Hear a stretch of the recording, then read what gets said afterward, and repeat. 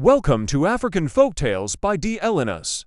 Hit that subscribe button, give this video a thumbs up, and tell us in the comments where you're joining us from. Don't forget to turn on notifications so every story comes straight to you. Some people are not born weak. They are only born into places where no one sees their value. This is a story about betrayal, survival, growth, and justice. It is about a boy who was treated like a burden, abandoned when he needed love the most, and forced to fight for his life. The same family who called him useless would one day stand in line, hoping he would give them a job. This story shows that your beginning does not decide your ending. Sometimes the people who leave you behind are the ones you must outgrow. Leave him. He is only slowing us down. I froze when I heard my brother's words. Rain pelted the dark highway, soaking my clothes and turning the dirt to slippery mud. My ankle throbbed. My chest burned, and every breath felt like I was inhaling shards of glass. Please, don't go, I whispered, my voice shaking. Me sister didn't turn. We can't waste any more time on a problem, she said. Me mother stared straight ahead, silent, her hands tight on the steering wheel. Had fainted during the trip to the city. My asthma had acted up. My brother shouted that I had ruined his chance with our uncle's job offer. My sister called me useless. My mother did nothing. Card or slammed. The engine roared. And just like that, they drove off, leaving me on the roadside. A thunder rolled overhead. Cold water ran down my face. I curled up in the mud, thinking, this is how my story ends. But I did not know this night, alone and abandoned, was only the beginning. The beginning of a life they would one day regret leaving behind. The rain showed no mercy. Each drop pelted my face, mixing with the mud and making my clothes heavy. My ankle throbbed with every attempt to stand. My chest tightened, and the cold made my fingers stiff. Cars sped past, their headlights blinding me for a moment, then vanishing like ghosts. Nobody stopped. He rolled onto my back and stared at the dark sky. Thoughts of my life flashed like broken pictures. Always sick, always slow, always the last born. My father had called me weakwood, and when he died, the world seemed to agree. My brother became the man of the house, harsh and unrelenting. My sister whispered that I would bring nothing but shame. Me mother, she never defended Emmy. I thought I was invisible. Then a truck horn blared. Startling meth vehicle stopped nearby, its headlights cutting through the sheets of rain. A door opened. Strong hands grabbed my arms and lifted me carefully. Hey, young man, stay with me, said a middle-aged man in a raincoat. His eyes were kind, worried. Human. My name is Musa, he said. You're safe now. Safe. That word felt strange and foreign, like it belonged to a life I had never known. As he carried me to the truck, I glanced down the road where my family had left me. They didn't know that someone believed in me, even when they had given up. I woke up in a small clinic room. The smell of medicine and disinfectant made my head spin, but at least I could breathe. My ankle was wrapped tightly, and a small oxygen tube helped my chest. I felt fragile, but alive. Musa sat beside me, his hands folded, watching quietly. You gave us a scare, he said gently. Asthma attack. Sprained ankle. But you'll be fine. I wanted to laugh at the word fine. It had been a long time since anyone said I was okay. Where is my family? I asked, my voice barely above a whisper. They left you on the highway, Musa said simply. I don't know why. I looked down, embarrassed, ashamed, and angry all at once. The memory of their cold faces and slammed car doors burned inside me. After 2 days, Musa spoke again.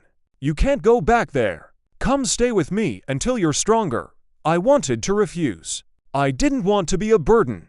But in his voice, there was no judgment, no impatience, only patience and care. His small house was behind a truck repair workshop. The smell of oil, metal, and grease filled the air. Tools hung neatly. Engines waited to be fixed. You can help me with small things, he said. No pressure.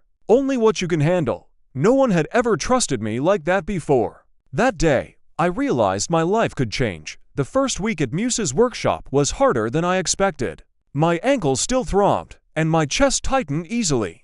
But Musa never rushed me. He showed me how to clean tools, organize spare parts, and record every payment in a notebook. You're careful, he said one afternoon, watching me sort bolts and wrenches. That is a strength, not a weakness. At home, being slow meant constant criticism. Here, my attention to detail was valued. Truck drivers came in and out, complaining about late repairs, bad tires, or missing parts. I listened. I learned routes, delivery schedules, and how small mistakes could cost a business money at night. Musa taught me basic bookkeeping, income, expenses, and inventory tracking. I wrote slowly, but I understood. Each day I grew stronger. My lungs, my legs, my confidence. One afternoon, a customer tried to cheat Musa with short change. I noticed immediately and spoke up. Musa checked and laughed. "You saved me today." Something inside me shifted. Pride, a feeling I didn't know I could have months past. I grew taller. I could walk long distances without my chest hurting. Musa bought me an inhaler and taught me how to manage my asthma. "You were never useless," he said quietly one evening. "You were never unsupported." Those words sank deep. For the first time, I felt like I could be someone important, someone my family had refused to see. The day opportunity came did not look special. The sun was hot, and dust hung in the air. I was sitting at the wooden table in the workshop, updating the parts notebook. I had created a simple system: dates, truck numbers, repairs needed, and parts used. It made work faster. A man in a clean blue shirt walked in. He did not look like a regular driver who handles records here. "He is scared." Musa pointed at me. "He does." The man looked surprised. "You?" I stood up slowly. "Yes, sir." He explained that he managed a small delivery company. His trucks broke down too often. Repairs took too long. He was losing money. He showed him our records and how we tracked repairs. I explained how delays happen when parts are not monitored. "Listen carefully. You understand operations," he said. "Not just fixing, but planning." No one had ever said that about me. He offered me part-time work, organizing maintenance records for his fleet. My heart pounded. Musa smiled. "Go. This is your chance." That night, I lay awake, staring at the ceiling. The boy they left on the road was being trusted with a company's system, and this was only the beginning. My first day at the delivery company office felt like stepping into another world. The building was small but busy. Phones rang nonstop. Drivers walked in and out with papers in their hands. Engines roared outside. Everything moved fast. He almost turned back. Then I remembered the cold road, the rain, the car driving away. He walked in. The manager, Mr. Betrayal, gave me a desk in the corner. Old files were stacked like a wall. "Start here," he said. "We don't even know which truck was serviced last." I opened the first file. Dates were missing. Receipts were lost. No clear system. No wonder the trucks kept breaking down. He began organizing everything the way Musa taught me. I made charts, lists, service schedules. Drivers watched me quietly, unsure why a skinny boy was changing things. By evening, I had already found 3 trucks that were overdue for oil changes. Beya shook his head. "We've been wasting money for months." Days turned into weeks. Breakdowns reduced. Fuel costs dropped. Deliveries became faster. Drivers started greeting me with respect for the first time. I wasn't the weak one. I was the one fixing problems. And word about the quiet boy with the notebook began to spread beyond that office. Success did not arrive like noise. It came quietly, step by step. Beya recommended me to another transport company, then another. Soon, I was helping 3 small companies organize their vehicle records and maintenance plans. He created simple systems anyone could follow. Service dates, fuel tracking, repair logs. Costs dropped. Profits rose. People started calling me the planner. I was still just a young man with a notebook. But doors were opening. On afternoon, Musa and I stood outside the workshop watching a truck leave. "You've grown," he said. "Not just in body, but in mind." "I just had someone believe in me," I replied, smiled. "That is sometimes all a person needs." With my savings, I rented a tiny office near the transport park. 1 desk, 1 chair, 1 second-hand computer. It felt like a police registered a small business name. Road Track Solutions. It was the first thing in my life that belonged to maybe. Growth brings attention, and not everyone who hears your name is happy for you. One evening, as I closed my office, I heard a voice behind me say my name. A voice from a past I thought was gone. I turned slowly. My brother stood there. For a moment, I thought I was imagining things. My brother stood a few steps away, hands in his pockets, looking older, but the same sharp eyes. "Same hard face." "You're alive," he said, like it was an inconvenience. I didn't answer right away. My heart beat loudly, but not from fear this time. "From disbelief." "You left me," I said calmly. He shrugged. "We thought you would find your way. You always survive somehow. That lie hung between us." "I heard you work with transport companies now," he continued. "You've changed." I had changed. But he hadn't. "What do you want?" I asked. He glanced at my office sign. Life is hard. Things didn't work out in the city. Our uncle's job didn't last. We thought, maybe you could help. Help. The same mouth that called me useless now spoke that word. I studied his face. No apology, no regret. Only need. I'm busy, I said. Come tomorrow. He nodded quickly and left. That night, I sat alone in my office long after closing. My hands trembled, not from asthma, but from memories. The road, the rain. Their car driving away. They had found me, and this time, I was not the one begging. I did not sleep much that night. Old memories pressed against my mind like heavy doors trying to open. The rain, the mud, their voices. I had buried those memories under work and progress, but now they were alive again. Morning came too quickly. My brother arrived early. This time, my sister was with him.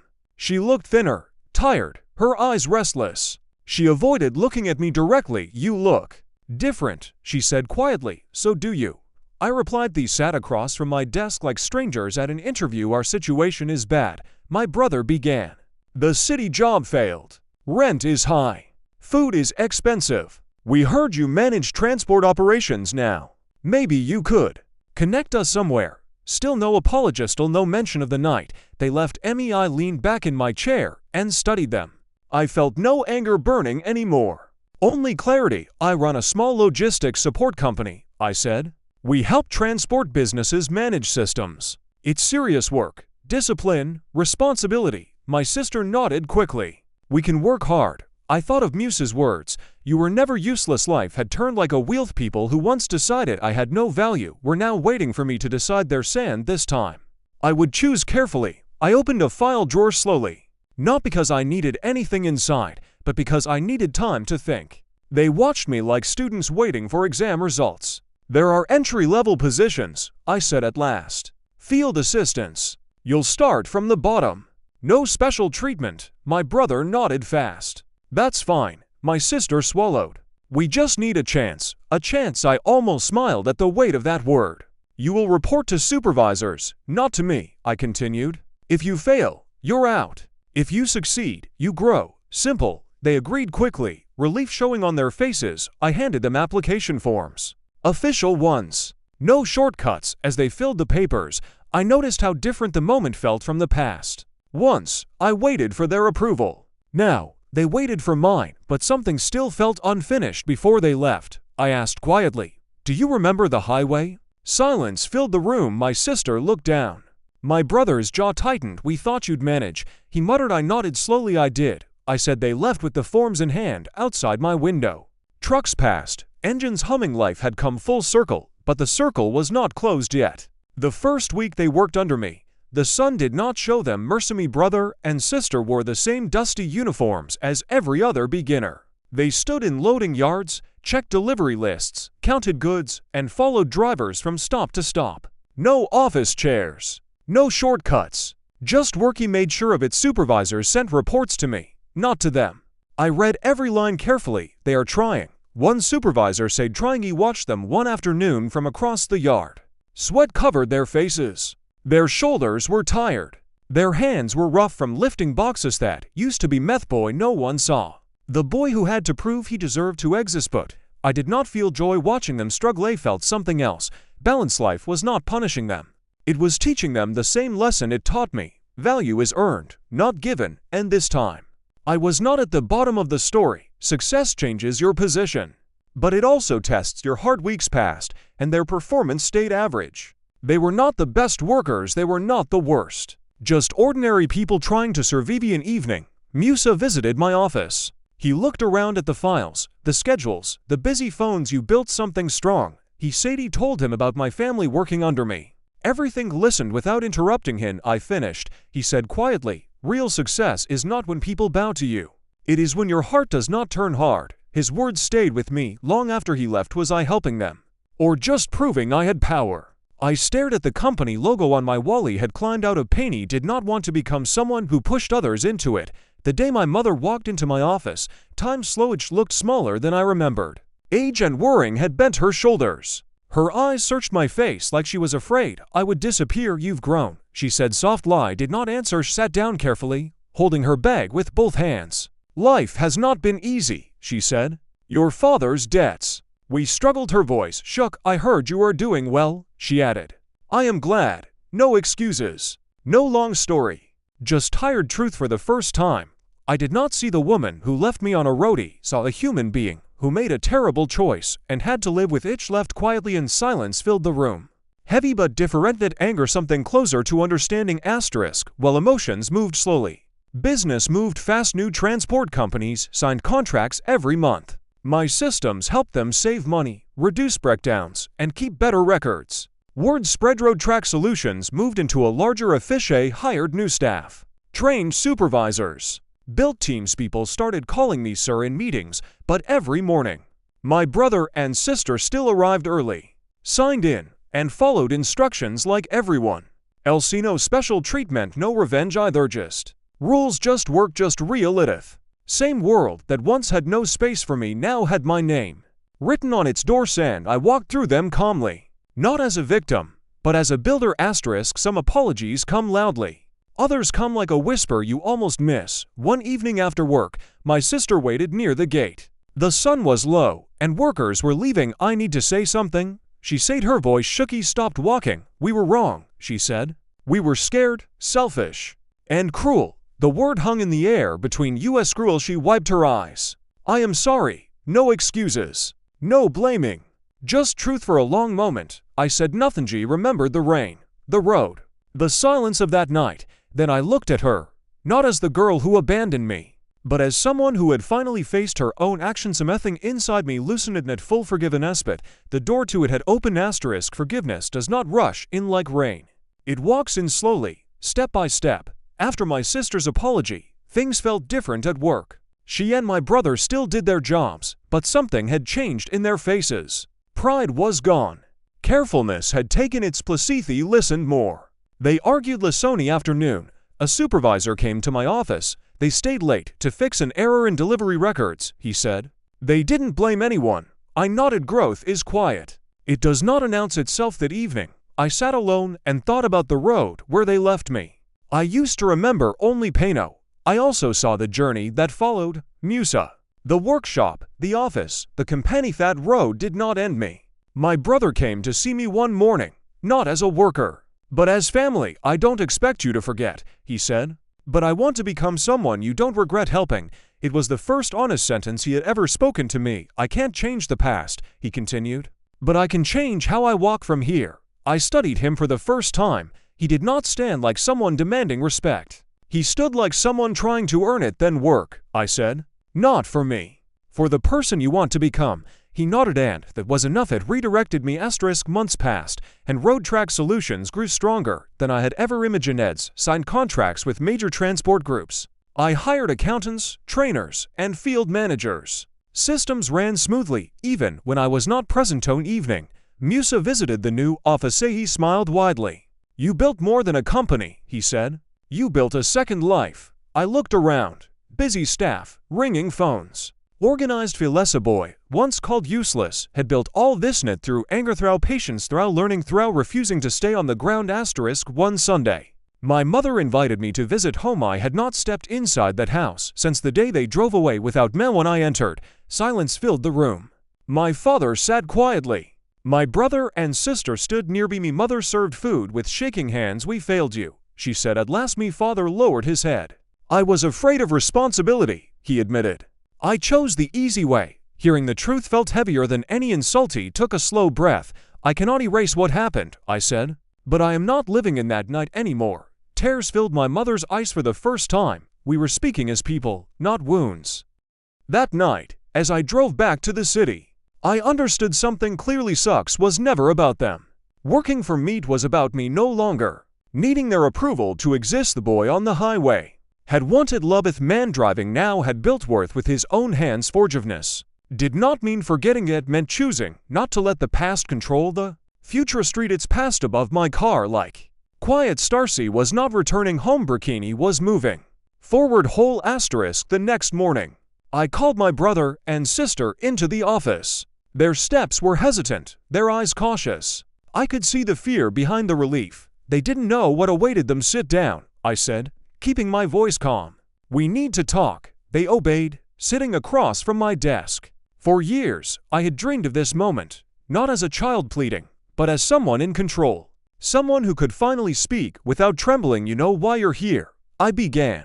You left me on that road. You made choices that could have ended my life. Silence filled the room. They did not interrupt. They could not. I forgave you, I continued. But forgiveness does not erase responsibility. You will work here as part of the team, not as my assistants, not as my family, but as people who need to earn trust again. And you will earn it every day, through effort, honesty, and respect. They nodded slowly. My brother swallowed, and my sister's hands twisted nervously in her lap. Starting today, you are employees like everyone else. No shortcuts, no special treatment if you fail. The consequences are yours alone.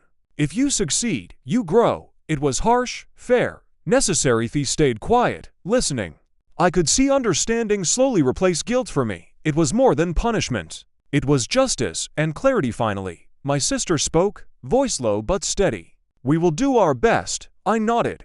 Good, that is all I ask. And in that moment, I realized power is not about revenge. It is about guiding people toward truth even if they once chose cruelty. Weeks passed. Their work improved slowly, steadily. Every mistake was corrected. Every task completed on time earned recognition from supervisors. Watched them one afternoon, standing near the loading docks. My brother checked delivery records. My sister organized invoices. They moved like people learning humility, like those who had once thought the world owed them favors, but now understood effort shapes respect. He remembered the nights on the highway, the rain, the mud. I remembered my fear, my weakness, my loneliness, but here they were, under the rules of life they once ignored. I didn't gloat. I didn't mock. I simply watched. My mother visited occasionally, bringing lunch and awkward apologies. She didn't try to interfere. She observed quietly, slowly learning that her son had become more than survival. He had become a man who demanded fairness, not favoritism. I called that weak. You've done more than guide them, he said. You've taught yourself, I smiled. The words felt right. It wasn't just my family learning. I had grown too, shaped by pain, tempered by opportunity, hardened by responsibility, but softened by forgiveness. And that night, as I closed the office and walked under the streetlights, I realized something else. Life had finally stopped giving me limits. I could build, I could lead, I could forgive. Even the people who hurt me most were no longer enemies. They were reminders that strength comes from surviving cruelty and choosing justice over vengeance.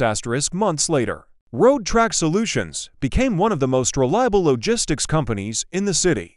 Trucks ran on time. Staff were trained, organized, and disciplined. My family's presence in the office had transformed too. They worked hard, no longer expecting anything for free. Their eyes carried humility, their steps careful. They still carried the weight of their past choices, but they had learned something priceless. Respect is earned, not demanded. On afternoon, I called them into my office again. This time, it was different. No lecture, no tension, just reflection. You both changed, I said softly. You understand now what it means to work, to respect, to build. That is enough. My brother nodded, a faint smile breaking through. My sister wiped tears quietly outside. Musa stood, smiling at the office windows. He had believed in me from the start. He had seen my strength before I did. That evening, as the sun dipped below the skyline, I realized life had come full circle. The boy they abandoned had become the man they relied on, and yet, the real victory was not the money, the company, or their obedience. It was this: I had learned to turn pain into purpose. Walk away from fear. To live fully and to forgive. Not because they deserved it, but because I had earned the right to peace. Years later, my family lived with me, but the roles were clear. I was no longer the boy they left behind. I was the man who built everything from nothing. They respected me, not out of fear, but understanding. Gathered at my office one evening. My mother smiled softly, my father nodded. My brother and sister worked diligently, now fully part of the company. Looked around and felt the full weight of the journey, the nights alone, the rain-soaked roads, the fear and rejection, the endless struggle to survive. And then I smiled because I had survived. I had built. I had transformed pain into strength, rejection into opportunity, and cruelty into a lesson. No longer needed approval from anyone. My worth was mine. My life was mine. My story was mine. The boy they left behind had grown into a man who could forgive, lead, and inspire. And as the city lights flickered outside the office windows, I whispered to myself, some people abandon you. Some people doubt you, but no one can steal the life you build from your own hands. I closed my eyes, finally at peace, and for the first time in my life, I knew I was truly free.